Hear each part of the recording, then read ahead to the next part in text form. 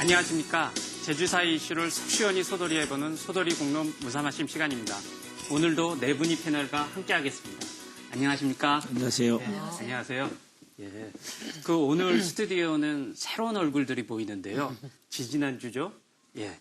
작별 인사를 한 우리 김동현 박사, 그리고 개인 사정으로 며칠 전에 하차 이사를 밝힌 우리 고부원 이사장님을 대신해서 두 분이 나와 계십니다. 먼저 김대호 리서치 플러스 조사 연구소장입니다. 안녕하세요. 예, 안녕하십니까. 반갑습니다. 예, 시청자 여러분께 한 말씀 해주시죠. 예, 우리 오랫동안 소돌이 공론이 제주사회에 기여한 바가 있을 텐데 그 공에 누가 되지 않도록 우리 잘 발맞춰 나가도록 하겠습니다. 예. 여론조사 기관에 몸담고 계시니까 뭐 각종 현안에도 밝으실 거고 예리한 분석 크게 기대하겠습니다. 그리고 다음에는 우리 국제대학교 중국어언어 통상학과 신규호 교수님입니다. 여러분 안녕하십니까. 예. 오래간만에 인사를 드립니다. 소돌이 공론을 통해서 제주도의 현안 문제들에 대해서 저의 의견은 물론이거니와 여러분들의 의견을 같이 청취해가면서 좋은 토론회가 이루어질 수 있도록 노력하겠습니다. 예, 두 분 모두 환영하고요. 어쩌면 현장에서 저희보다 전문가인 우리 김대호 우리 소장님과 그리고 또 우리 심규호 교수님과 함께 할 수 있어서 뭐 저희로서도 굉장히 영광스럽기도 하고요. 그렇죠. 그리고 또 우리 도민들께서 이렇게 다양한 패널의 목소리를 들을 수 있는 기회가 또 제공이 되었으니까 우리 아마 관심 더 많이 가져주시지 않을까 그렇게 또 기대됩니다. 예, 두 분 전문가들이시니까 우리가 또 많이 배울 것 같습니다. 자. 그러면은 소돌이 공론 무사마심 본격적으로 시작해 보겠습니다. 드디어 시행이 됐죠. 바로 부정청탁 및 금품 등 수수 금지에 관한 법률. 이게 시행이 됐는데요. 일명 김영란법이라고 합니다. 지난달 그러니까 9월 28일부터죠. 한 일주일 지났어요. 아직은 좀 이름감이 있긴 하지만 그래도 김영란법 시행이 뭔가 분위기가 많이 달라진 것 같아요. 그것에 대해서 우리 한번 소돌이 해보죠, 마심. 네. 예. 제주 사회에 지금 김영란법의 이 후폭풍이 거세게 일고 있습니다. 사실 네. 지금 이제 제주도 내에 있는 그 각종 그 사업장들의 영업 매출이 이제 20%대 이상으로 떨어지고 있고요.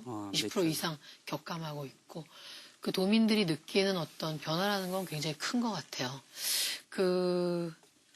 제가 이제 이 동네 신제주에 살고 있는데 오면서 보니까 우리 공무원분들이 점심 식사 문화도 바뀐 것 같아요.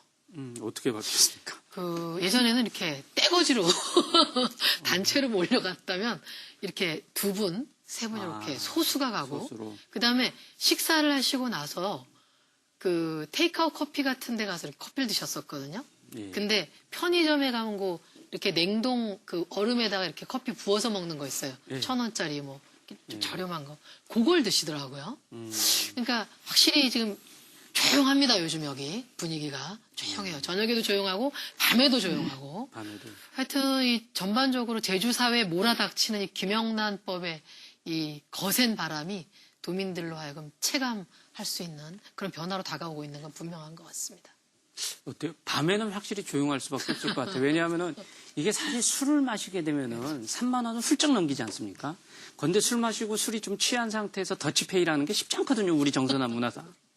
그래서 그런 점에서는 이거 상당히 이 부분에 대해서 불편해요. 이게 뭔가 좀 맞지 않는 법 아니냐 이런 목소리도 많은 것 같은데 어떻습니까? 좀 겪어보니까. 원래 이제 김영란법 최초 취지가 사실은 고위공직자나 그리고 정치인들을 대상으로 해서 이런 부정과 관련된 그런 고리를 좀 끊어보자라는 취지가 시작이 되어서 너무 많이 이제 와전이 되다 보니까 일반 시민들한테까지도 굉장히 논란의 거리가 되는 그런 현실인 것 같아요.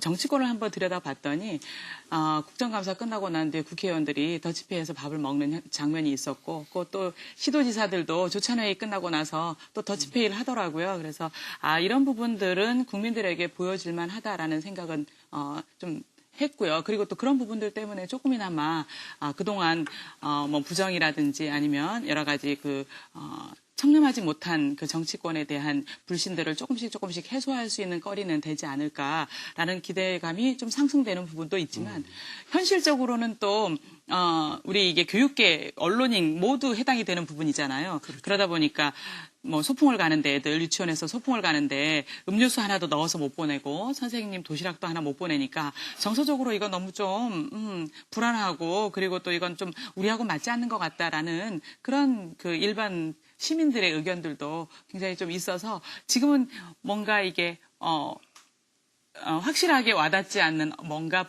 좀 불안한 그런 좀 사회인 것 같다라는 생각을 하게 되더라고요. 불안하다. 어떻게 우리 뭐 말씀해 주시죠 한번. 우리 이 시점에서 왜 김영란법이라고 하는 이게 이제 보수 정권 하에서 제정이 되고 시행이 되고 있는가를 우리가 봐야 되는데요. 이 김영란법은 이제 12년도죠 아마 그 김영란이라고 하는 분이 국민권익위원장으로 계시면서 이제 제안을 했고 정부가 받아서 한 건데 박근혜 대통령이 대선 공약 사항이기도 하고. 2012년. 예, 2012년이죠. 예, 그렇게 됐는데 우리 그 대체로 보면 보수는 부패로 망하고 진보는 이제 그 분열로 망하고 다는 얘기가 있는데 다행히 보수 정권 하에서 이런 법이 제정됐다는 것이 대단히 이제 중요한 거라고 보여지고요. 그나마 국가적 저항이 좀 덜하다는 거. 그리고 우리 김영란 위원장이 그 당시에 이 법을 제안할 때는 그 국가가 위기 상황으로 진단한 겁니다. 이게 그 당시 그 위치에서 바라봤을 때 대단히 큰 징후들이 나타났었는데 지금 작년 올해를 놓고 봤을 때 이 국가적으로는 대단히 큰 징후들이 나타나지 않습니까? 대우해양조선이 사건이라든가 이런 내용들을 들여다보면 총체적인 국가적 부실이 나타나서 시중의 얘기들이 그런 거 아닙니까? 이런 상황에서도 국가가 망하지 않는다는 게 참 신기하다라고 하는 게 이제 널리 퍼진 얘기인데 이런 시점에서 이 20세기에 그 서로 상대를 제압해야만이 자기가 올라설 수 있었던 이런 문화 속에서 커온 이런 이 부조리에 대한 무감각을 이번 기회에 이제 말하자면 바로잡을 수 있는 기회라고 생각하는 측면에서 다소 좀 혼란도 오고 말하자면 불편한 것도 있고 하지만 이 부분은 지금 우리 국민이 모두 감내해야 될 부분이라고 생각하는데 좀 이로스러운 게 좀 뭐냐면 지금 언론인이 그게 포함돼서 그런지 중앙지나 지방지 모두 포함해서 이 부정적인 쪽만 왜 이 법이 존재해야 되는지 당위성은 둘째치고 부정적인 쪽의 언론들이 많이 나오더라고요. 이것은 이 언론의 이제 그 구조상 양쪽을 다 보도해야 된다는 측면에서도 맞지 않고 이게 서로 국민들에게 서로 존재 필요의 이유와 시행에 있어서의 이제 불편한 점을 동시에 보도해야 되는 언론이 지금 후자 쪽으로만 너무 치우치게 보도되는 측면이 참 제가 이 법이 굉장히 많이 후퇴하지 않을까 걱정스러운 부분입니다. 근데 그 사실 생각해 보면은 이 지금 김영란법 그 신고 1호가 교수에게 캔커피를 제공한 거. 사실 엄격하게 보면 김영란법 위반이거든요. 우리 신규 교수님 어떻습니까? 이런 법에 대해서 우리가 학생이 만일에 캔커피를 제공하면 거부를 하고 우리가 신고를 해야 됩니까? 아니, 이건 받을 것 같은데요, 저. 참 어려운 문제인 것 같아요. 그죠? 그러니까 이제 김영란법이 우리가 이제 제정이 됐다는 거는 결국엔 우리가 이제 부정부패가 그만큼 만연되어 있기 때문에 그것을 방지하기 위한 것이잖아요. 근데 실제로 언어가 이제 한 사회를 반영한다라고 얘기를 한다면 우리가 신문지상이나 방송 배치를 통해서 쉽게 들을 수 있는 언어들, 부정부패, 뇌물, 뒷돈, 무슨 리스트 이런 것들, 정경유착, 관피아 이런 것들 그런 것들이 결국엔 우리 사회가 어딘가 위험한 지경으로 가고 있다는 하나의 신호라고 이렇게 생각이 들어집니다. 그리고 일반 사람들도 그런 것들이 계속 들어오니까 그런 심각성을 제대로 느끼는 거죠. 그래서 이제 김영란법이 이제 발효가 돼서 헌법재판소에서도 이제 이걸 받아들였는데 실제로 이것이 적용되는 사람들은 대략 한 400만 명 정도라고 얘기를 해요.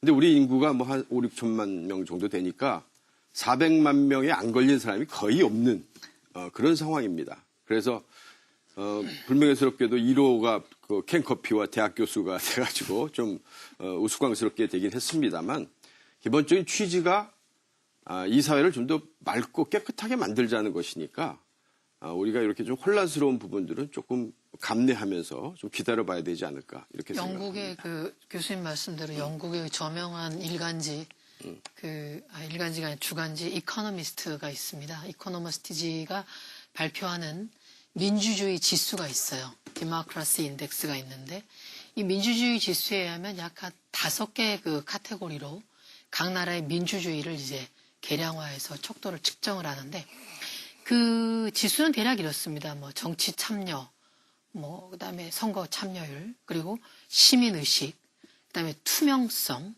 그다음에 시민 사회, 뭐 이런 한 5가지 부류, 그다음에 환경. 그래서 이제 실질적 민주주의, 소위 이제 substantial democracy, 실질적 민주주의의 그 척도를 계측을 하는데 우리나라가 한 몇 위 정도 될 것 같습니까, 우리 사회자님? 글쎄요, 아무래도 하위권이니. 대략 한번 측정을 해보시죠. 제가- 판사시니까 판단 잘하시죠. 판사는 주어진 사건을 주어진 것들을 갖고 저희 판단하는 드립니다, 거고요. 사건을. 몇 위나 될것 뭐 증거에 같아요? 의해서만 항상 판단하기 때문에 확실한 그 증거를 주셔야지 제가 판단할 수 있는데 우리나라가 예. 21위 정도 나왔어요. 아, 21위요? 21위. 생각보다 좀 높잖아요. 네. 근데 지금 이게 21위라는 이 순위가 제일 저급하게 랭크된 부분이 바로 투명성이에요. 투명성에서 가장 낮게 그 등급이 매겨졌고, 그 다음에 투명성 다음은 시민의식. 그 다음에 이제 요 2가지 부분인데, 그렇다면 우리나라가 투명성에 관한 한 아주 뒤처져 있다는 것이죠. 그러니까 지금 아까 뭐 여러 가지 선물, 우리는 이런 거 있잖아요. 날로 먹자 냄새냐, 이런 말 하죠. 무슨 일을 하나 추진하려고 그러고, 무슨 사업을 하나 하려고 그래도 아무것도 안 갖다 주고 하려고 그러면 자인 날로 먹자 냄새 딱 나오거든요. 아니, 그 사업의 취지가 맞으면 하면 되는 거지. 꼭 뭘 먹여야 되는 거예요. 그리고 어디 갈 때도 빈손으로 마시냐? 가고 나면 욕해요. 식혜라도 한 박스를 들고 가야 돼요. 이게 지금 우리의 어떤 이 체질 개선이 되지 않고서는 이 사회의 투명성이라는 건 기대하기 어려운 것이죠. 불편? 저는 감수해야 된다고 보고요. 이제 이런 부분에 있어서 우리 사회가 이 부분을 극복하지 않으면 우리는 제 아무리 뭐 부가 축적이 되고 뭐 무슨 것을 해도 진정한 선진국이 될 수는 없다고 생각합니다. 이게 말씀하시는 것들 보면은 이제 기본적인 어떤 김영란법의 취지는 공감하시는 것 같아요.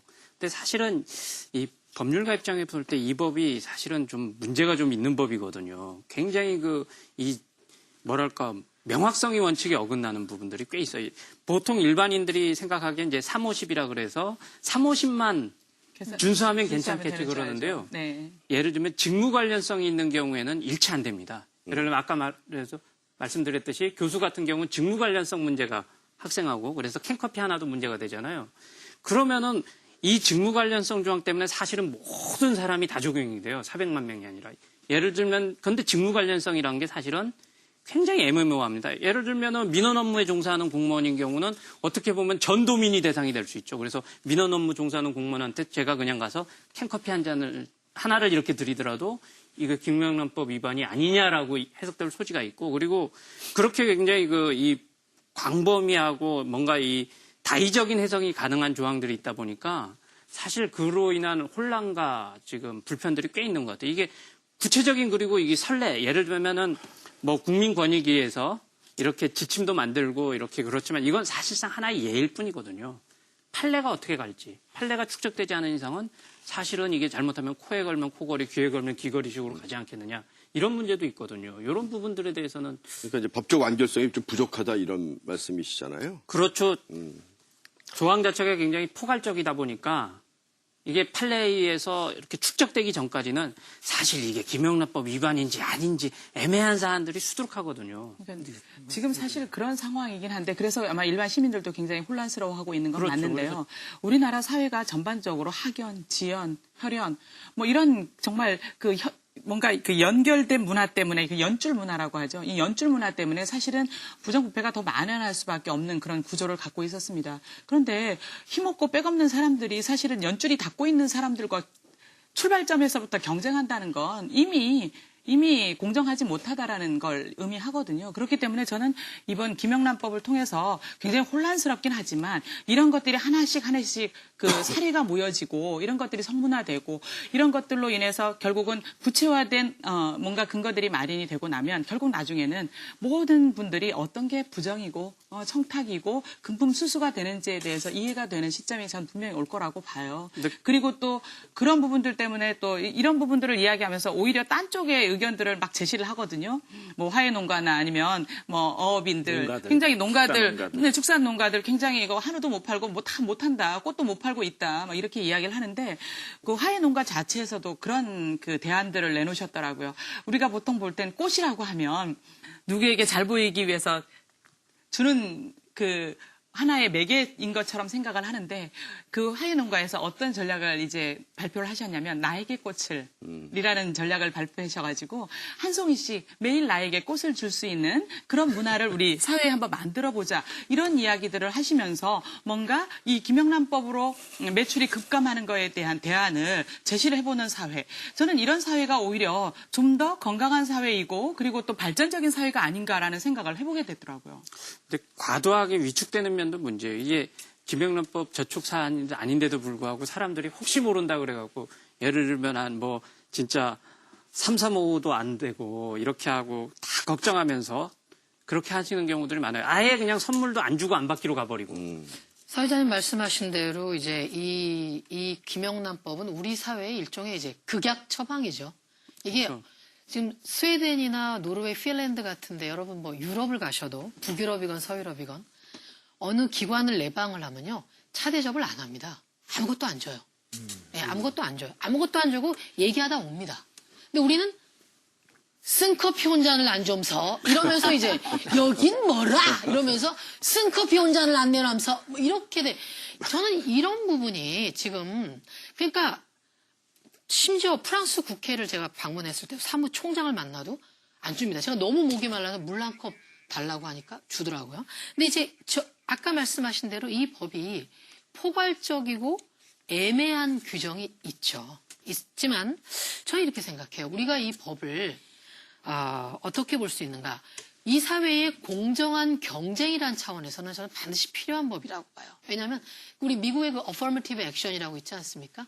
흑인들이 유색인종이 백인하고 경쟁하기 위해서는 그냥 경쟁하면 안 된다는 거죠. 이게 기여할 것이다 해서 그 근본 취지에 대해서는 누구나 공감할 텐데 그럼에도 불구하고 또 우려되는 바가 사실 인간이란 게 어떻게 이성적으로만 살 수 없잖아요. 감정도 어우러지고 우리 정도 주고 특히 우리는 이 관계의 문화고 정의 문화란 말이에요. 그런데 만일에 김영란법의 시행으로 우리가 공정하고 깨끗한 사회로 갈지는 모르지만 사회의 활력이라든지 이런 인간관계들이 팍팍해지면서 굉장히 어떤 개인주의가 더 우리 꽃을 피고 상당히 그 매몰차고 냉정한 사회로 갈 가능성은 없을까요? 이게 그거는 뭐 항상 이 문화라고 하는 것이 급격하게 변화가 일어나지면 사람들이 위축하기 마련이니까요.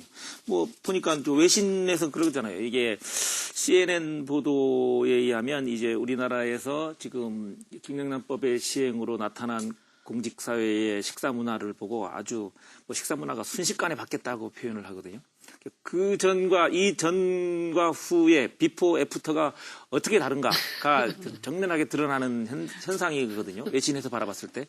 근데 이미 우리는 이 부패를 경험했었고 증거들이 나타났고요. 제주도에 그러면 투명하냐? 아니면 이게 드러나지 않은 일들이 지금 많이 나타나고 있긴 한데 지금 제주도에도 그 사건 사고도 있지만 도민의식조차도 지금 25%, 26%는 지금 대단히 부패가 심각하다고 지금 응답된 결과들이 있거든. 제가 물론 제가 조사한 건데 다른 기관에서 조사된 의뢰 맡아서 조사된 거라서 내가 구체적으로 밝히긴 어려운데 자료에 의하면 2014년에는 50%가 부패가 아주 심각하다고 응답을 했어요. 2015년 작년도에는 26%, 좀 낮아지긴 했지만 여전히 많은 도민들이 부패가 심각하다는 표현을, 공직사회의 부패가 대단히 심각하다고 표현을 하는 거예요.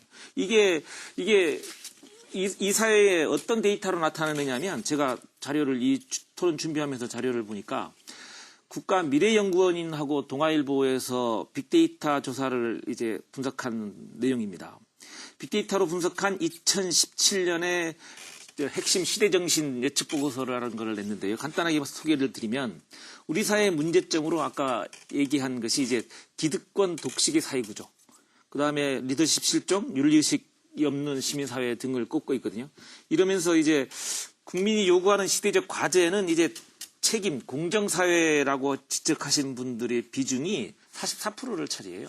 굉장히 많이 있는데 이거 더불어서 이 우리 시대적 과제를 풀어나갈 시대정신으로는 무엇을 지적하느냐 하면 이 저 보고서에 공정, 그리고 통합, 안전이거든요. 안전 중에서는 이제 재난 및 경제 부분을 나타내는데 이게 빅데이터라고 하는 것은 지난 한 해 또는 올해에 가장 국민들이 많이 언급한 그리고 2017년에는 이런 부분의 사회적 개선을 요구하는 사항이 들어있어서 이미 이 국민의 마음들은 정신적으로는 이미 해야 된다.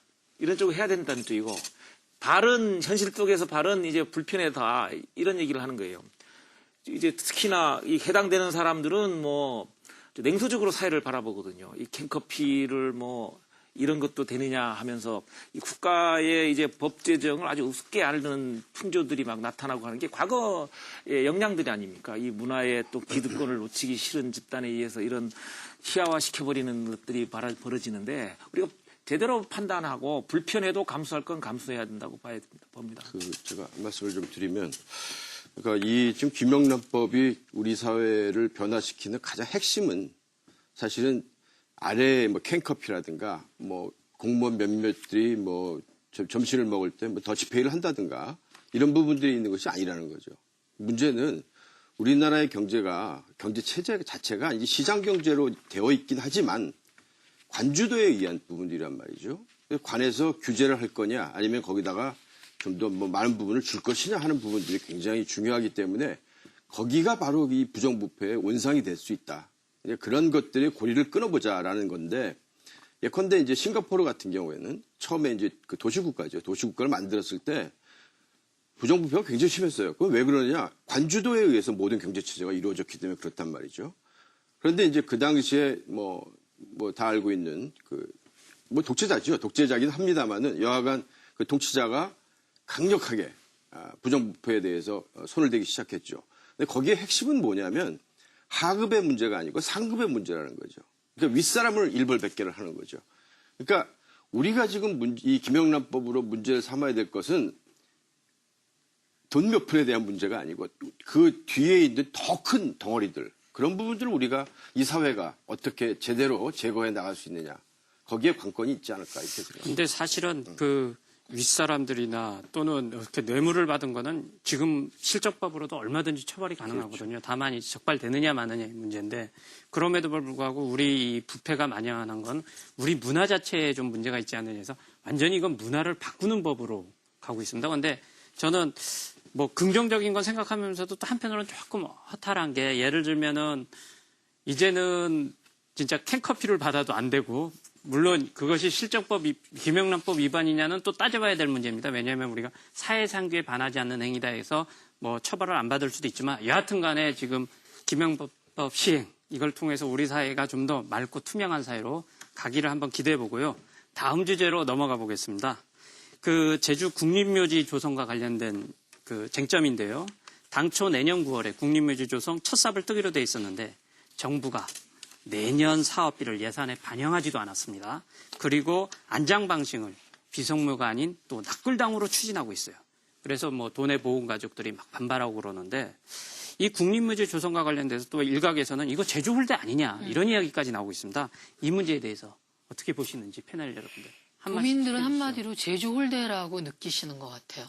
네, 전적으로 그런 건 아니지만은 제주 홀대고, 또 원도지사께서 그렇게 서울을 자주 가셨는데 중앙에 가서 이거 예산 하나를 못 따왔느냐 이런 말씀도 하십니다. 근데 저는 이게 원지사님의 전적인 책임이라고 몰아가기보다는 사실 실무진에서도 실책이 있었다고 보고, 그분들이 도지사를 더 잘 보좌해야 될 부분도 있었다고 보고, 저는 이 부분과 관련해서 지금 제주 홀대론이 SNS상에 엄청나게 퍼져나가는데, 그 문제는 뭐냐? 최근에 그 우리 성당에서 피살된 사건과 관련해가지고 윤병세 외교장관이 중국 공안을 파견하는 걸 고려해 본다고 이런 얘기를 했어요. 워낙 이제 국립묘지에 안장을 하는 경우는 그 전까지는 뭐 시신을 그대로 이렇게 안장을 하는 경우가 있었습니다. 2004년인가 2006년서부터 화장을 한 상태에서 이제 그 납골을 하는 거로 그렇게 이제 법으로 정해져 있습니다. 그렇기 때문에 국립묘지에서 그 화장을 한 다음에 납골을 모시는 걸로 하는 것들은 이미 다른 곳에서는 이루어지고 있고 제주도에서도 그 부분들에 대해서는 뭐 따라가는 것이 정상이라고 생각을 합니다. 다만 그것이 납골당하면 모셔서 납골당하면 모시고 뭐 그 매장을 하더라도 시신을 매장하는 경우가 있고 화장을 해서 그 모시는 경우가 있잖아요. 그러지 않고 그냥 납골당하면 모실 경우 그럴 경우에는 특히 이제 제주도 사람들은 망자에 대한 예의가 아주 각별한데 그럴 경우에 굉장히 살아있는 자로서 망자에 대한 예의를 좀 차리지 못하는 것 같은 그런 아쉬움이 있지 않겠는가. 그렇지만 그것이 제주도에 대한 홀대까지 갈 것은 아니지 않은가. 그렇게 저는 그 생각합니다. 부분에 신 교수님하고 저도 왜냐하면 제주도에 그 12,000명의 국가 유공자가 계십니다. 그리고 또 저는 또 개인적으로 사실은 연관성이 있어서 말씀이 조심스럽긴 해요. 왜냐하면 저도 우리 부모님이 이제 국가 유공자시고 그리고 지금 우리 충호묘지에 이렇게 안장이 되어 있어서 저희 현충일 때마다 또 그 외에 또 가고 싶은 날에 이제 가서 저희가 뵙기도 하는데요. 그동안 사실 우리 제주도가 2007년부터 이 사업을 진행해 왔어요. 2007년도부터 사업을 진행해 왔다면 지금까지 한 10여 년 동안 이 일을 진행해 온 거죠. 그동안 이미 예산이 확보됐었고 예산이 확보돼서 진행하는 과정 안에서 인허가 절차라든지 뭐 여러 가지 뭐 그 문화재가 발굴이 돼서 문화재청으로부터 뭔가 개선 요구가 있어서 이런 것들을 진행해 오면서 일이 늦어진 거거든요. 이제야 뭔가 예산을 달라 그래서 이제야 예산이 나왔는데 그게 납골당 예산이 나온 게 아니란 말이에요. 그러다 보니까 우리 12,000명의 유가족들은 뭐라고 생각을 하고 있냐면 그 국가유공자들 가족들은 이거 정말 지금까지 10여 년 동안 차곡차곡 진행되어 온들이 갑자기 이렇게 나온 일은 정말 이거 제주를 홀대해서 이렇게 반영하는 거 아닌가라는 이야기를 할 수밖에 없는 상황이고 그리고 또 지금까지 국가를 위해서 유공자라면 일반 망자가 아니잖아요. 일반 망자가 아니고 국가를 위해서 정말 목숨을 바친 이런 국가 유공자들에 대한 대우가 과연 이래서는 결국 우리 도민들, 국민들 과연 국가를 위해서 어떻게 헌신하고 그리고 또 정말 애정을 국가에 보낼 수 있느냐 이런 부분들에 저는 정말 마음 한구석이 정말 좀 씁쓸합니다. 그래서 이런 부분들은 국가유공자들의 의견을 전 충분히 좀 반영해서 정책을 추진해 나가는 게 옳지 않을까 이런 생각을 하죠. 우리나라가 이제 땅도 굉장히 좁고 지금 매장 문화를 좀 바꿔야 된다. 이런 어떤 국가 시책이 그거 아닙니까? 그런 거와 관련돼서 볼 때 뭐 김영란법 시행에서도 보면 문제가 있어도 우리가 투명하고 깨끗한 사회를 만들기 위해서 가야 되듯이 이런 부분도 그런 관점에서 혹시 볼 수는 없습니까? 그 효율성의 문제는 대단히 중요하죠. 이제 효율이라고 하는 거는 경쟁력을 얘기하는 것이기 때문에 대단히 중요한데 때로는 그거보다 더 우선하는 가치들이 있습니다. 예를 들면 국가가 위험에 처했을 때 이제 국민들이 나서서 그 국가의 위기를 돌파해야 되는데 그 돌파의 동력을 어디서 얻을 것이냐의 문제입니다. 그러면 이제 국민들로 하여금 문화가 이제 국가가 보훈 행정의 철학이 국가를 위해서 돌아가신 분의 그 대우가 단지 하나라고 하는 인식이 박혀버린다고 하면 누가 국가를 위해서 헌신하겠습니까? 이거와 덧붙여서 뭐 다른 나라 얘기해서 참 그렇습니다만 제가 한 18년 전에 호주에서 좀 지낸 적이 있는데 그때 마침 4월 5일로 기억하는데 아마 그 안작데이라고 해가지고 그게 날은 정확히 말하자면 호주하고 뉴질랜드 육군이 1차 세계대전에 이제 참가해서 이제 피해를 많이 본 사람들을 기리는 날로 해서 안작데이를 지정을 했는데 이후에 이제 베트남전이나 한국전쟁 이후에 이제 그 전쟁터에서 희생되신 분들도 같이 행사를 하거든요. 그러면 살아계신 분들이 굉장히 다리도 없고 아주 휠체어에 타고 이제 한 상태에서도 행진하고 이런 모습을 사람들이 보면서 막 환호하고 아주 사람들이 껴안고 이런 모습을 보면서 그 참 우리나라의 현실을 하고 결부시키면서 참 코가 찡한 경험을 했습니다. 그러면 제가 우리나라의 현실이라고 하는 것은 어떤 것이 상상이 됐냐면 전쟁터에서 다리 다친 사람이 오면 동네에서 다 병신 소리 듣고 했던 저 주위에도 그런 분이 계시니까 하면서 굉장히 위축되게 살던 분, 그리고 결혼도 잘 못하고 또 거기에 부모님은 아주 말하자면 이제 좀 거추장스럽게 생각하는 모습들을 제가 떠올리고 있었는데 그 모습을 보니까 야, 이게 그 당시에 저는 호주가 굉장히 우리나라보다 선진국이라고 생각해 본 적은 없었습니다만은 이런 정신을 봤을 때 야, 이게 왜 그 유럽 쪽 계통의 문화를 가진 사람들이 우리나라보다 좀 앞서가는지를 볼 수가 있었는데 많이 다치면 다치고 헌사하면 헌사할수록 사람들이 꽃다발 걸어주고 하는 것들이 생활화되어 있었다. 우리나라는 왜 이런 게 꼭 국립현충원에 가가지고 행사 한번 하고 끝나고 해야 될까라고 하는 측면에서 이런 기사를 이렇게 보니까 그 국가와 상관없이 제주도 자체적으로만이라도 이런 정신을 세울 수 있는 거는 없을까? 꼭 국가의 힘을 빌어서 이런 일을 해야 되나? 우리 도민들이 자발적인 어떤 그 모금 운동을 통해서라도 이런 거는 충분히 할 수 있고 또 뭐 우리 보면 우리 퍼레이드 행사 같은 것도 보면 이 부처님 오신 날 행사 같은 경우에는 막 대다지게 이렇게 하지 않습니까? 사실은 이게 일개 종교 행사도 그렇게 하는데 우리 국민의 정신을 바로 세우는 이런 일에 이 국가가 보훈의 행정의 철학이 바로 서야 되는 시점에서 효율성을 내세워 가지고 이걸 간소화하고 한다는 것은 그럼 국가 정신도 말하자면 그거 비례해서 효율화시키라는 거 아닙니까? 국가가 나에게 이익을 주면 효율이라는 거가 아닙니까? 이익을 주면 국가에 봉사하고 이익을 안 주면 뭐 봉사하지 말라는 그런 메시지를 전달하는 것 같아서 좀 씁쓸한 면이 있거든요. 저도 공감해요. 그러니까 지금 도내 그 보훈단체들하고 6.25 참전용사들, 저희 아버지도 6.25 참전용사십니다만 그 굉장히 좀 격앙돼 있으세요. 나라를 위해서 목숨을 바친 우리 선배들, 그 다음에 앞으로 또 이렇게 돌아가실, 저희 아버지가 84세인데 6.25 참전용사시거든요.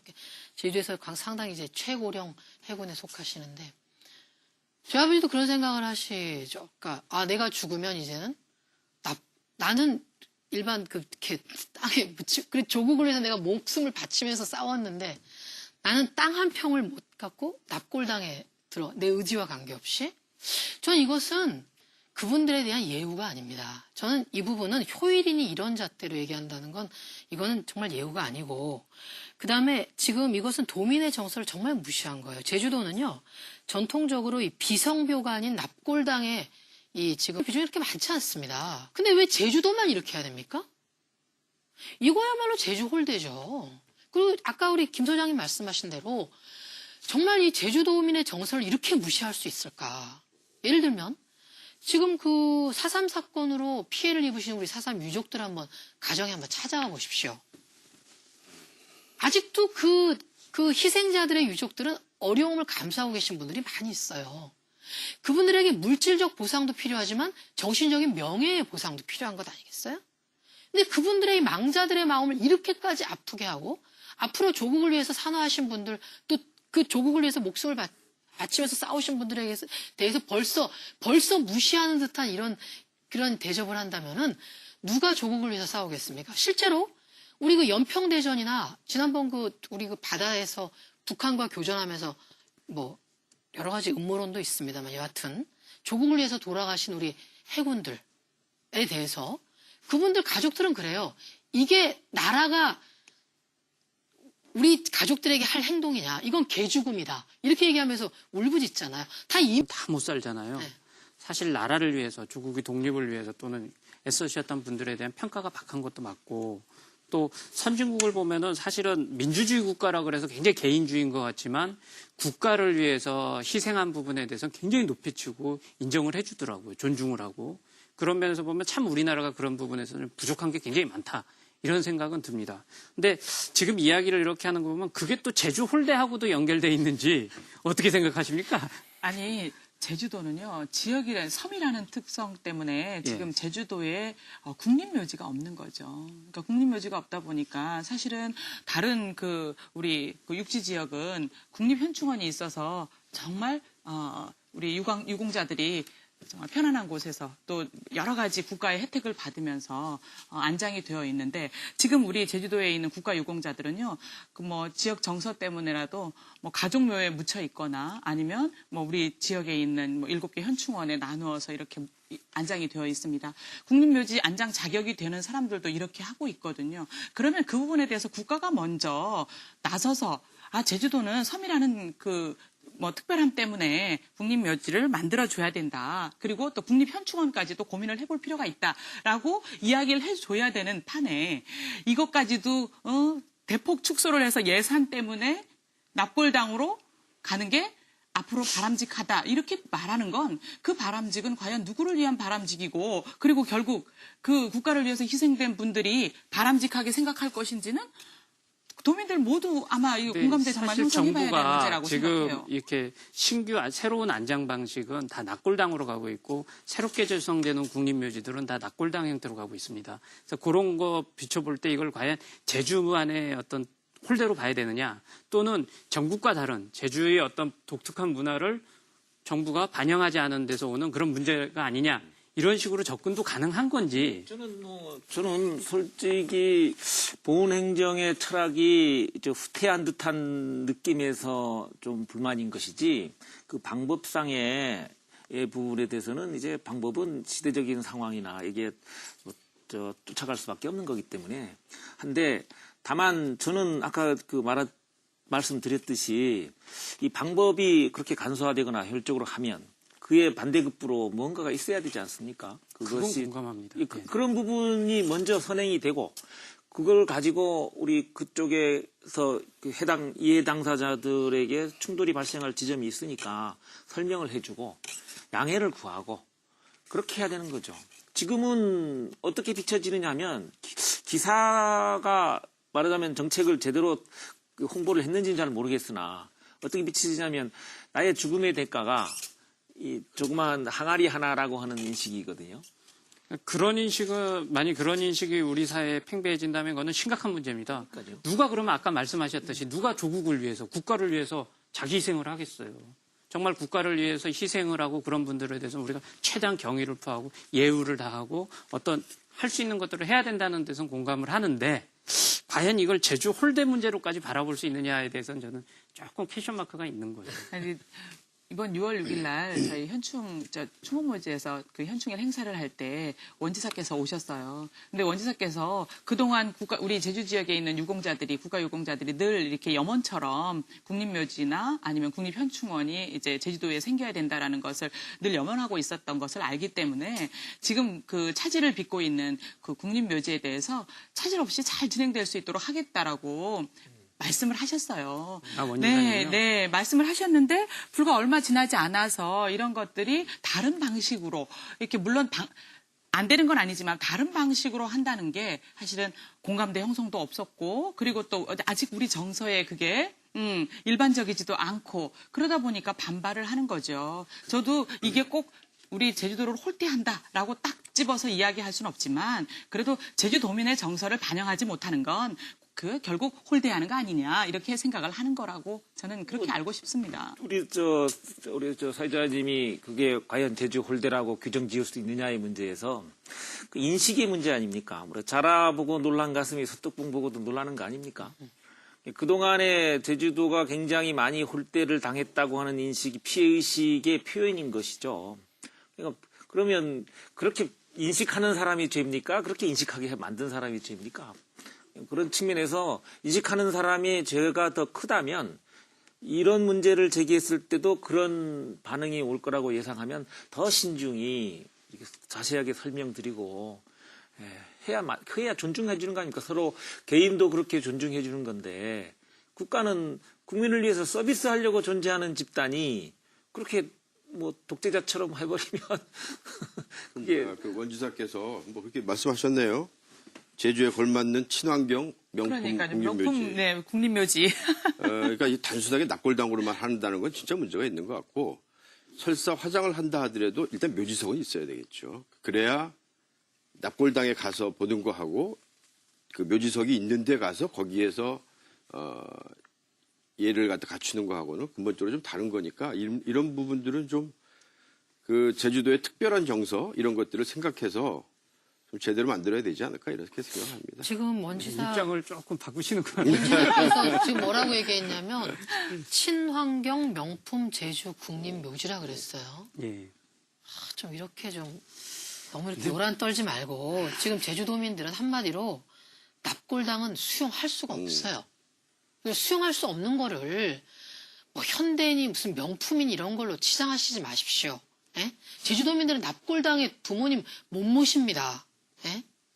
그게 지금 부모님에게 부모님 돌아가신 그 망자에게 치욕이고 너무나 가슴이 아파서 부모님을 한 번 더 돌아가시게 하는 것과 마찬가지의 감정을 사실감을 주는데 도정에 나가서 이런 짓을 해야 되겠어요? 저 이거는 정말 잘못된 것이고 그다음에 지금 6.25 참전 유공자회에서 지금 1년에 한 80분 정도 지금 돌아가시는 걸로 이렇게 나와 있는데 그분도 지금 국립 그 묘지에 모시질 못하니까 임시로 양지공원에 지금 모시고 있는데 이런 부분은 정말 이거 저는 이렇게 좀 합리화 좀 안 하셨으면 좋겠는데 명품 뭐 신라 면세점 묘지입니까? 무슨 명품이에요, 명품은. 그러니까 도민들이 원하는 방식으로 비석에 모시면 되는 거지. 납골당을 모시면서 명품이라고 치장을 하면 도민들이 받아들일 것 같아요? 그 친환경 명품 뭐 국립묘지 이건 표현은 좀 적절하진 않은 것 같습니다. 제가 봐도 이게 망자에 대한 예우도 아닌 것 같고 좀 그렇긴 한데 어쨌든 제가 볼 때는 지금 비석모냐 납골당이냐 이런 것들이 너무 쟁점화되는 것 같다는 생각도 들어요.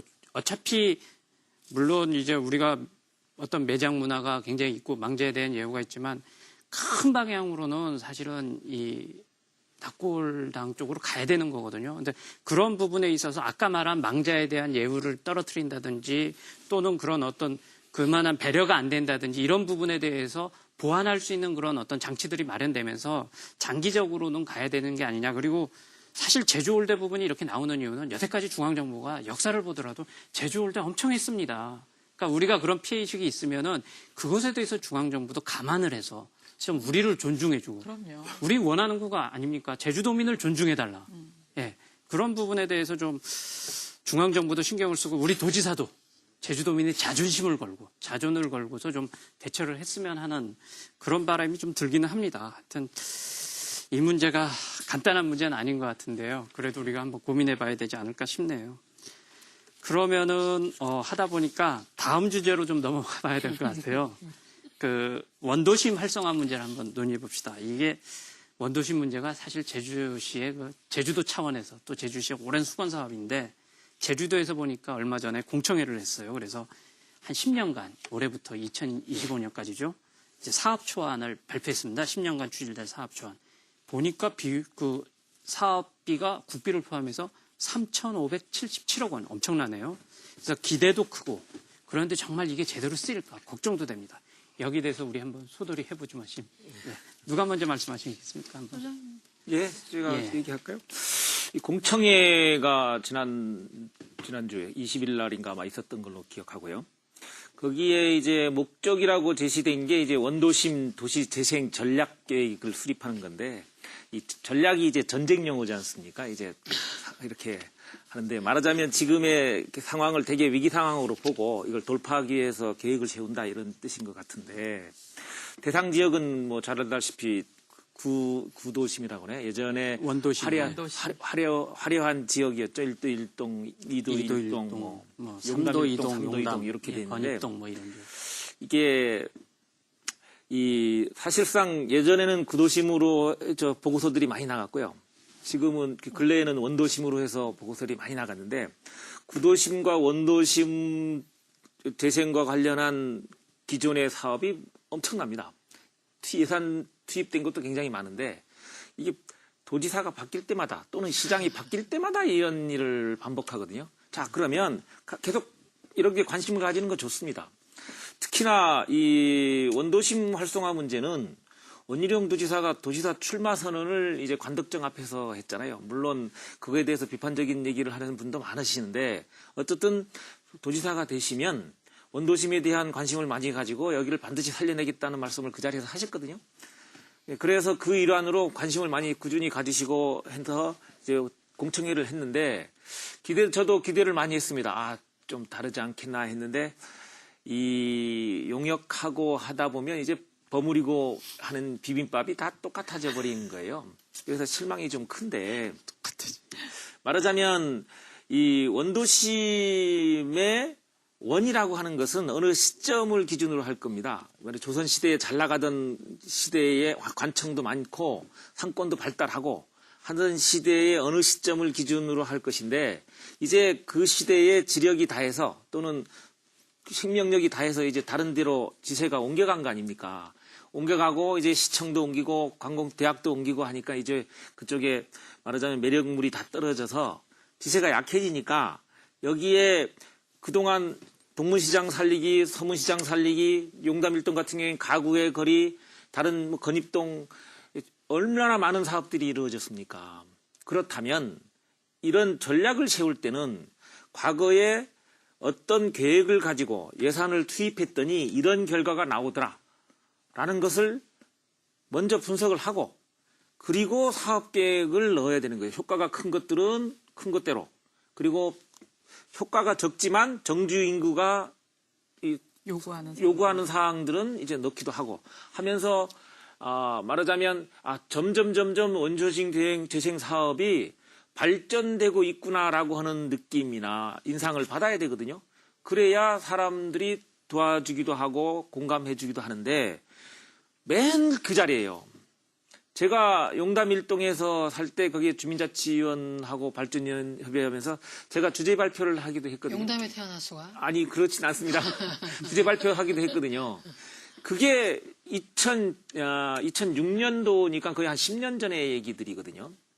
10년 전에부터 제가 중간인지 시작인지 모르겠으나 10년 전부터도 이미 그걸 주제 발표도 하고 하는 시점에서 예산도 많이 투입된 걸 제가 현장에서 목격하고 그랬는데 그렇다면 그 투입된 예산마다 그 목적이 있을 거 아닙니까? 그러면 이렇게 투입했더니 이런 효과가 나오더라는 데이터를 먼저 공개하고 학자들에게 이걸 가지고 분석을 했을 때 어떤 사업이 이 동네에 가장 맞는지를 먼저 재시행하는 게 아마 비용도 적게 들인다고 하는 측면이 있는 것이고요. 또 하나 좀 비판할 거는 자꾸 처음부터 나와가지고 너무 세게 비판하면 안 되는데 비판할 거는 뭐냐면 여기 지금 말하자면 그 건입동 지역이죠. 그 탑동이라고 하는데 여기가 이제 신항만 개발이 돼서 이제 엄청난 자본이 이제 투입되고 그러지 않습니까?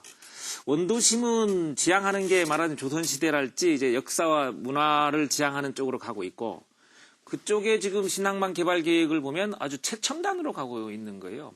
마케팅 지역으로 맞지 않습니다. 신항만 지역은 이제 그 물류기지를 건설한다고 하면 배우지가 충분히 있어야 이제 물류단지를 만들 거 아닙니까? 그렇지도 않고. 단지 유흥가나 뭐 상가를 만들겠다고 하면서 이쪽은 또 역사와 전통이 빛나는 과거로 되돌아가겠다고 하는 언밸런스가 지금 같은 동네에서 이루어지고 있단 말이에요. 틀린 동네입니까? 그 동네가? 넓지도 않은 동네에. 그래서 이거를 지금 뭐 중앙정부의 매칭 사업으로 이루어지다 보니까 이런 면도 없지 않아 있을 텐데 좀 큰 그릇에서 봐야으면 좋겠다. 예를 들면 원도심이라고 하는 일부 지역을 서울의 인사동처럼 제주도의 인사동처럼 만들면 자연히 이게가 제주도의 인사동인가? 라고 해서 말한 사람들이 한 번쯤은 가볼 곳이라고 생각하지 않겠습니까? 그 컨셉이 인사동 컨셉도 아니고 이게 좀 많이 뒤죽박죽된 컨셉이라서 저는 지금까지는 조금 제가는 좀 실망스럽다는 표현을 쓰고 싶습니다. 예, 보니까 뭐 상당히 합리적으로 비판을 해주시는 것 같아요. 뭐 과격한 건 전혀 아닌 것 같고 굉장히 적절한 비판을 해주시는 것 같고 어떻습니까? 이 다른 분들 생각은? 저 생각은 뭐 기본적으로 동의합니다. 동의하는데 이제 우리 논의하기 전에 이 문제 가지고 한 분은 전문가한테 또 한 분은 그쪽에 살고 계신 분한테 의견을 한번 들어봤어요. 근데 그 두 분의 의견이 그 교집합이 뭐였냐면 서로에게 의견이 소통이 되지 않고 있다. 전문가는 전문가의 의견이 그리고 거기에 원도심에 살고 계신 분은 그분들의 의견이. 그러면서 이제 하나 말씀을 하시는 게 뭐냐면, 이제 도에서 이 일을 처리할 때 그 용역 발주를 먼저 했다는 거예요. 사전에 거의 어떤 뭐 협의도 없었고, 용역 발주를 먼저 시작을 해서 시작해 놓고, 그 다음에 이제 공청회 하고, 그러면 이건 협의를 할 수 있는 부분들이 아니라 이것들은 이렇게 하려고 하니까 동의를 해달라는, 일단 설득 차원에서 이루어졌다는 거죠. 그러니까 뭐 좀 심하게 얘기를 하면 그럼 알아서들 하세요 라고 생각할 정도로 그렇게 됐다고 생각을 합니다. 근데 그렇게 돼야 될 것이 아니라 제주도의 원도심이라고 할 수 있는 게 사실 몇 개가 되겠습니까? 이게 아마 유일하고 마지막으로 남아있는 건데 우리 제주도의 미래에 가장 아름다운 그리고 또 역사적으로도 유구할 수 있고 미래 그 자손들에게서도 줄 수 있는 가장 아름다운 부분들을 지금 만들고 있는 것이니까 너무 그 성급하게 굴지 마시고 일단 충분하게 전문가와 거기에 살고 계신 분들과 도의 담당자들과 그리고 실질적으로 이 일을 그 책임지고 해 나갈 수 있는 어떤 그 태스크포스 팀의 전문가들 이런들 사람들이 다시 한번 머리를 좀 맞대고 고민을 좀 하는 것부터 시작을 해야 되지 않을까? 저는 원도심 출생이에요. 저 3도 2동 1095번지에서 태어났습니다. 그 인자약국 뒤에 저희 예전에 집이 있었고 중1 때 이제 신제주로 이사 왔는데 원지사께서 취임하시면서부터 원도심이라고 바뀐 것 같아요. 구도심에서 원을 좋아하시는 것 같은데 좋습니다. 원도심, 원지사 다 좋은데 저는 원지사께서 원도심을 잘 이해를 못하시고 계시는 게 아닌가. 중문에서 태어나셔가지고 잘 모르시는 게 아닌가 이런 생각도 좀 들어요. 왜냐하면 제가 지금 이제 제가 태어났던 그 3도 2동 1095번지를 가보면요. 그때는 앞길이 굉장히 넓어 보여요. 지금 조그맣고 무슨 마음이 아파요. 왜? 제주의 그 산 역사인데 그게 지금은 너무나 할렘처럼 돼버린 그런 걸 보면서 너무 마음이 아프고 제주도민들의 어떤 자부심에 굉장히 손상을 입히고 있다는 것이죠. 그래서 저는 이렇게 생각합니다. 도시 재생은 종전의 토목공사 중심의 도시 개발에 따른 반성에서 시작돼야 된다. 김태일 교수께서 이렇게 말씀을 하셨어요. 여기에 전적으로 공감합니다. 그러니까 과거의 관주도 형태가 아닌 원도심에 대한 주민들의 다양한 의견을 수렴하는 데서부터 출발해야 된다. 김 교수께서 이렇게 얘기하셨는데 저는 김 소장님도 그런 견해에서 말씀을 하신다고 보고 여기서부터 출발을 해가지고 우리 제주의 유일한 성이었던 묵은성 그때 묵은성이고 거기 북초등학교 옆에 그 조랑말 그 마차들 있고 마부들이 늘 거기서 말하자면 제주의 택시였죠 그게.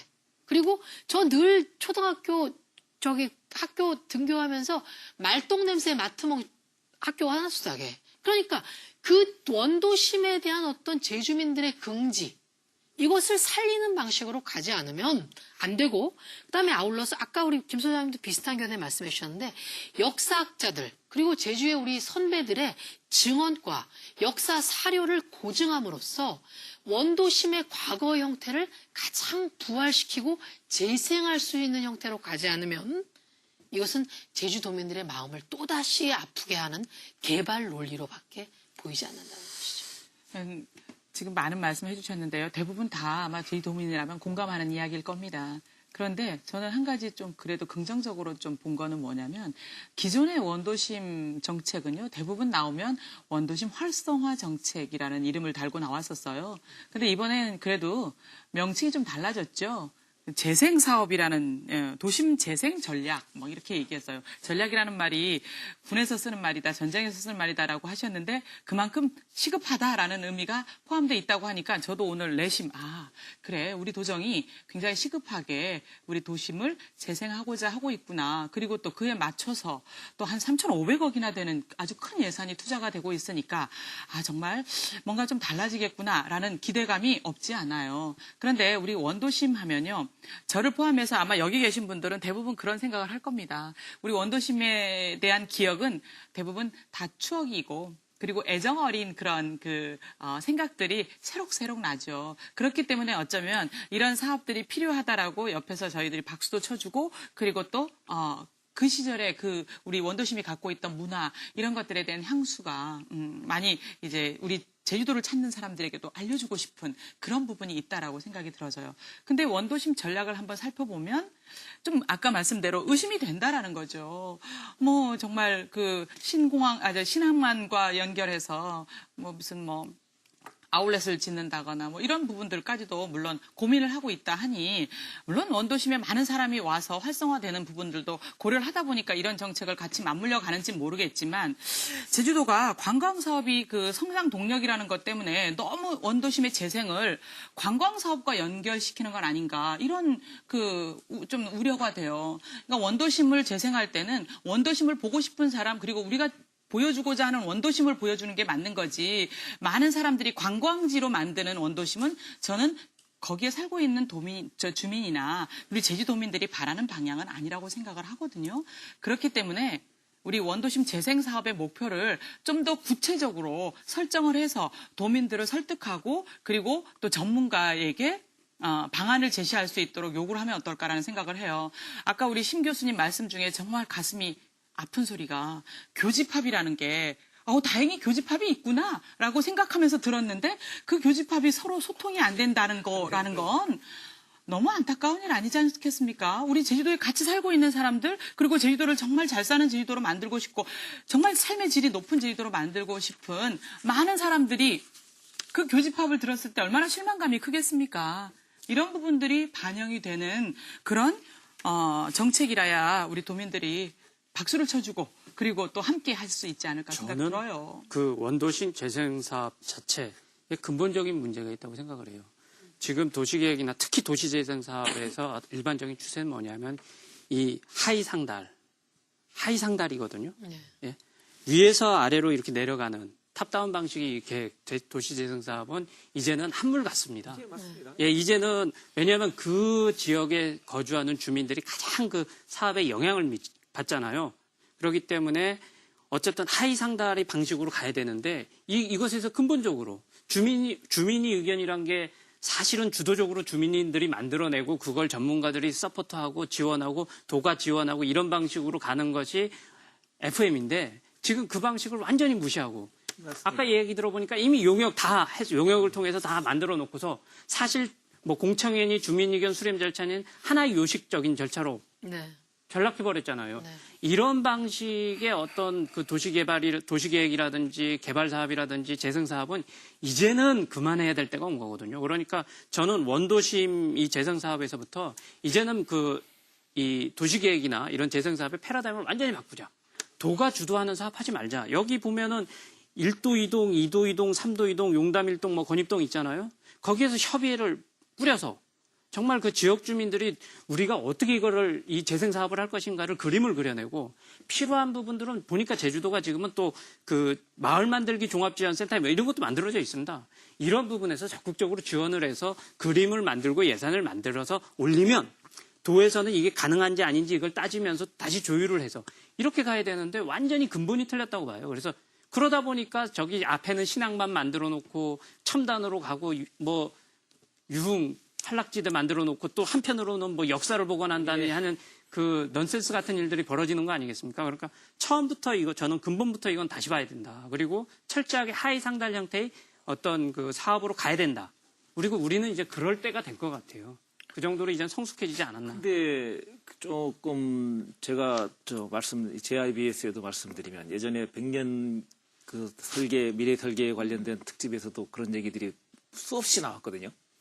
근데 이게 왜 언론에서 문제 제기되고 한 것들이 개선의 여지가 전혀 없는지 잘 모르겠어요. 언론에 그렇게 지적이 너무 달갑지 않은지 모르겠는데 이런 일이 계속 반복되어지거든요. 근데 이런 일이 반복된다 하더라도 일이 잘 처리되면 문제가 아닌데 지역 주민들이 동의 없이 지역 환경을 어떻게 개선합니까? 관이 그동에 사서 살 것도 아니지 않습니까? 이런 일이 반복되는 이유가 뭔지 아십니까? 저는 잘 모르죠. 이게 근본적으로는 분권이 안 돼 있기 때문에 풀뿌리 자치가 죽었기 때문에 모든 권력이 도로 가니까 사실은 이 문제를 풀기 위해서는 뭔가 기초 풀뿌리 자치 이게 활성화되지 않고선 사실 풀릴 수 있는 문제는 아닙니다. 거기에 하나를 더 보탠다면요. 지금까지 도지사 출마자 그리고 도의원 출마자 모두 원도심 활성화에 모두 다 박수를 보냈고 그리고 또 주창했습니다. 그런데도 불구하고 그 이후에 주체적으로 이루어졌던 사업들은 다 원도심의 활성화를 위한 사업이 아니고 대부분 어떤 사업들이었어요. 우리 도심을 확장하는, 외연을 확장하는 사업들에 다 거기다가 손을 들어줬거든요. 네.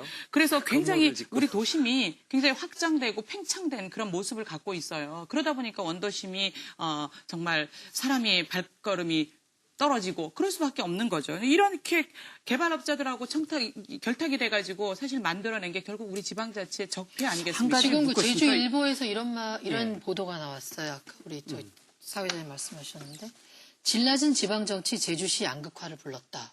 굉장히 날카로운 지적이라고 봐요. 그러니까 그동안에 이 원도심 활성화는 원지사님도 말씀하셨고 도의원들도 말씀하셨고 다 국회의원들도 다 얘기하고 이건 일종의 공연물이에요. 그냥 우리의 소원은 통일, 매일 노래 부르면서 통일을 위해서 노력 안 하는 거하고 똑같아요. 노래를 부르고 있기 때문에 면죄부가 있다고 생각하는 거예요.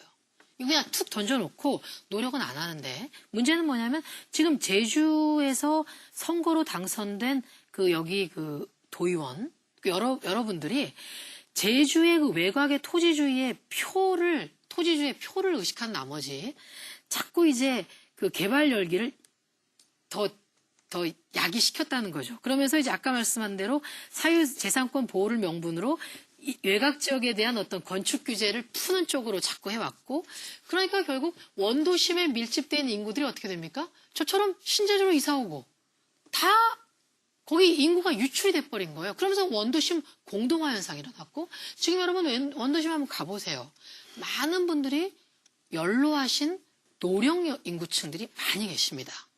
그러니까 지금 그분들은 거기를 뭐 재생해가지고 다른 아파트 한다 그래도 정말 이사를 가기도 어려운 분들도 덜어 계시거든요, 사실은. 그러니까 그 지역의 주민들에게 필요한 개발이든지 재생이든지 이것을 잘 세심하게 배려를 해야 된다.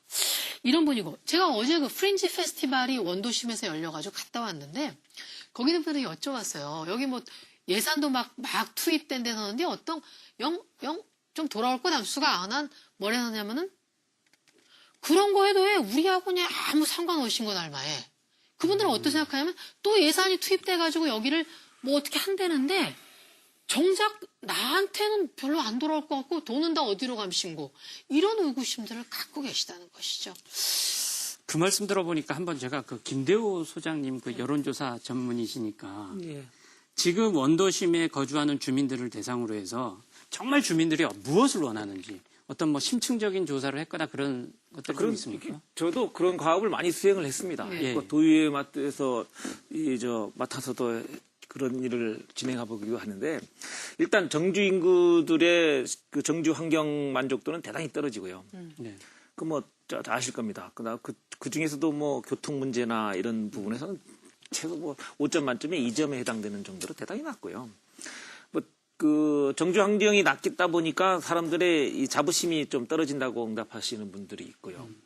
그 다음에 이게 지금 살고 있는 지역이 말하자면 희망이 있느냐, 이게 쇠퇴되고 있느냐, 아니면 정체되어 있느냐, 아니면 발전할 것 같으냐 해서 발전할 것 같다고 하는 사람의 응답이 8%밖에 안 됐었습니다. 그게 한 2년 전에 2년 조사가요? 이제 조사에 의하면 8%만 이 지역이 앞으로 계속 발전할 것 같다라는 응답을 해서 거주하시는 분들 자체가 지역 발전에 대한 기대를 좀 덜 하신 것 같고, 아까 전략 얘기했습니다만은 우리 도에서 큰 그림을 그리시는 분들 입장에서는 아마도 그런 욕심을 낼 수가 있습니다.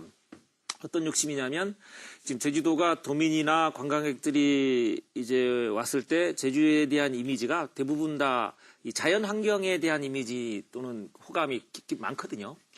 제주도는 이미 역사적으로도 굉장히 깊고 독특한 문화를 가지고 있음에도 불구하고 여기 찾아오시는 분들이나 여기 사시는 분들의 제주에 대한 이미지가 자연 환경에 쏠려 있단 말이에요.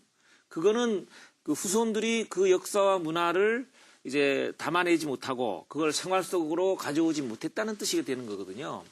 아마도 제가 보건대는 이 새마을 운동이나 이 시기에 그 정주 환경이 과거에 우리가 가지고 있었던 문화가 이제 낡은 문화로 청산해야 될 문화로 해서 황급하게 청산하다 보니까 그거 궁금한데요. 원도심에 거주하는 주민들이 바라는 어떤 원도심의 미래상 같은 것들이 어떤 이 조사, 여론조사 과정이나 이런 데서 좀 조사는 됩니다만은 제가 정확히 기억은 안 됩니다만은 예, 어떠한 곳을 원하는 것 같습니까? 그게 지금 제가 말씀드릴 수 있는 것은 지금 용담 1동 그리고 건입동, 2도 1동, 1도 1동 이 원도심 지역에 해당되는 동사무 주민센터의 캐치프레이즈가 뭐냐면 역사와 문화가 살아있는 살아 숨쉬는 지역을 이 캐치프레이즈로 내걸고 있거든요. 한번 확인해 보시면 건입동 그래서 지금 뭐 저 만덕 그 할망터인가 아마 객주터를 만들어 가지고 그 차원에서 지금 이루어지고 있고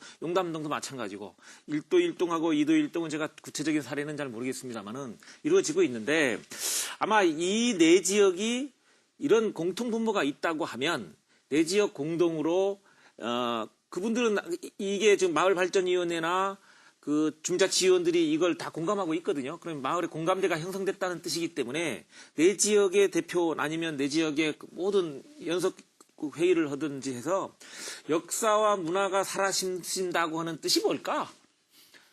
에 대한 개념도 정립하고 그런 사례는 또 어디 있느냐 해서 그런 사례도 좀 갔다 오고 이러면서 스스로도 좀 만들고 만든 과정이 좀 어눌하고 서툴면 뒤에 좀 그걸 보충해 줄 사람들도 같이 해서 계획이 성립되어지는 거죠. 그렇게 했을 때, 예전에 이런 사업을 했더니 이게 어느 정도 성립되고 어느 정도 어쪽에서는 좀 안 되니까 이걸 보완해서 하면 되겠다라든가 사람들에게 그 미래 얘기를 할 때는 희망에 대한 에너지를 자꾸 주면서 얘기를 해야 되는데 내가 아주 멋지게 잘 만들었으니 대한민국 최고의 용역회사에다 잘 만들었으니까 이렇게 따라고만 하면 다 돼. 라는 거거든요. 근데 이미 사람들은 내성이 강해서 이미 아스피린 무슨 뭐 약을 다 먹어가지고 그거 쳐다도 보기도 싫은데 그걸 자꾸 먹으라고 하면 이게 아주 새로운 것처럼 광고를 하는 거 아닙니까? 이게 원도심이잖아요. 아마 이게 원도정에 관한 원은 아닐 테고 원도심인데 원이라고 하면 이제 원점이 있을 거 아닙니까? 원점이 있는데 예를 들어서 그 공신정 같은 경우에는 공신정이 있다가 나중에 일제시대는 거기에 사실 신사가 있었습니다. 신사가 있었고, 신사터가 있은 다음에 나중에 이제 기상대랑 같이 또 이렇게 붙어 있었고, 지금 가보니까 또 뭐 발굴한다고 이렇게 파헤쳐놨더니. 공신정이 어디죠? 그 산지천 위쪽으로 이렇게 올라간 길에 있습니다. 그런데, 저는 뭐 거기에 대한 기억이 없습니다. 그 산지천이든 뭐 이런 기억은 없는데, 그 당시에 그 앞에 지금 매립되어 있는 그 앞바다의 그 검은 돌, 뭐 이런 것들에 대한, 그 아름다운 이야기들은 제가 들은 바가 있어요. 그렇다면 원도심을 우리가 개발이 아니라 재생을 하겠다고 한다면 첫 번째 중요한 건 기억일 것이다. 그 기억을 갖고 있는 사람들은 누구냐? 원주민일 것이다. 그 기억, 원주민. 그런데 원주민한테 이걸 재생하려고 하는데 어떻게 하면 좋겠습니까? 그러면 아무도 손을 들지 않을 것이다. 그럼 어떻게 해야 되느냐? 이건 공청회 정도의 수준으로 갈 것이 아니라 전문가와 원주민과 그리고 도와 이런 사람들이 사실 스터디를 해야 되는 부분들이라고 생각을 해요. 그러니까 꼭 스터디를 하라는 소리가 아니라 그렇기 때문에 거기에 그 기억을 창출해내는 사람, 그것을 재생해 줄 수 있는 사람, 미래를 제시해 줄 수 있는 사람 이런 사람들이 한때 뭉쳐서 일을 추진해야만 비로소 나올 수 있을 것이다. 예. 시간이 다 됐기 때문에 소도리 공론 무사 말씀 오늘은 여기서 마치겠습니다. 안녕히 계십시오.